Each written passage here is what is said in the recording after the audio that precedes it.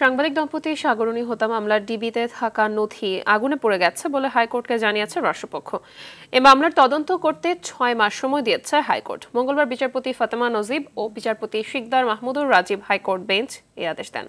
আদালতে রাষ্ট্রপক্ষের শুনানি করেন অতিরিক্ত অ্যাটর্নি জেনারেল আরশাদুর রউফ। রিটের পক্ষে ছিলেন অ্যাডভোকেট শিশির মনির। এর আগে গত ২৩ অক্টোবর হাইকোর্টের নির্দেশে সাংবাদিক দম্পতি সাগরণী হত্যা মামলার তদন্তে পিবিআই প্রধানকে আহ্বায়ক করে ৪ সদস্যের উচ্চ পর্যায়ের টাস্কফোর্স কমিটি গঠন করা হয়।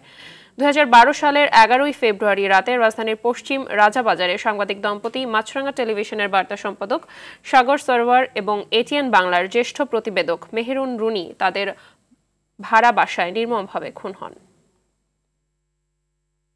কোনো নথি গায়েব হয় নাই। জিনিসটা হচ্ছে, নথি যদি গায়েব হতো, নথিটা কার কাছে ছিল? নথিটা ছিল হচ্ছে আপনার র্যাবের কাছে, যেহেতু র্যাব তদন্ত করছিল। সো এখানে ডিবি অফিসার তো ওখানে ইয়েতে না, এটা ডিবিও একসময় তদন্ত করছিল, র্যাবও তদন্ত করছিল।